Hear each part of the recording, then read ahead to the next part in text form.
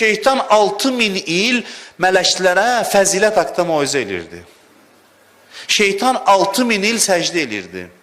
6000 il mələklərə Allah bizdən uzaq eləsin, bizim kimi oturub moizə edirdi. Allah bizdən uzaq eləsin. Bir fəzilətli bir varlıq sayılırdı.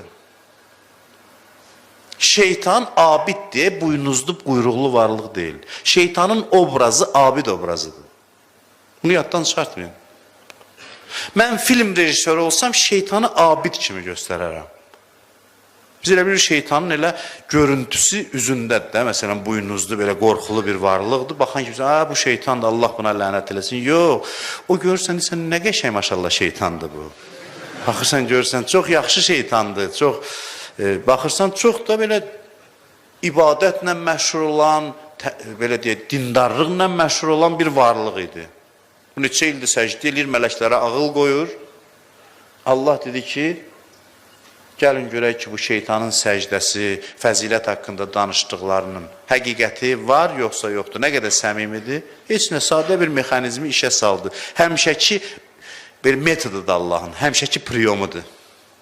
İlk gündən belə elədi. Dedi ki, yaxşı, bu qədər ki danışırdın, səndən üstün bir varlıq yaratmışam. Adəm bu fəzilətləri vermişəm ona. Səndən də bir tələbim var, buna səcdə elə. Neçə ilin abidi, vaizi, minbərdən danışanı filan, dedi, yox, öldür bu səcdən eləməyəcəm. Və başladı alternativ nəzəriyyə qoydu Allahın nəzəriyyəsinin qarşısında ki, o, sən bilmirsən, Allah, mən oddan yaranmışam, o torpaqdan yaranır.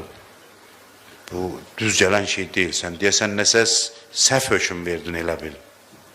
Belə dedi, bunu demək istəyirdi, yəni.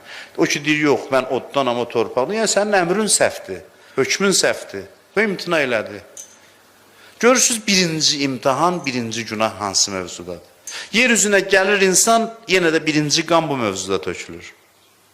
Yenə də bir fəzilətli, 2 dənə abid insan, 2 dənə qurban kəsən adam gəlir, ikisi də qurban gətirir, ikisi də namaz qılan, dindar, mömin, birinin qurbanı qəbuldur, birinin yox. Bu görür ki, o bundan üstündür. Ona hörmət eləməyə əvəzinə gedir, onu öldürür, 2 dəfə qan burada tökülür. Bu nədən xəbər verir? Bu nədən xəbər verir? Bundan xəbər verir ki, bəşəriyyətin əsas düyünü bu mövzudadır. Bu işi həll eləsə insanlıq ağ günə çıxacaq. Buna Allah xəbər verir.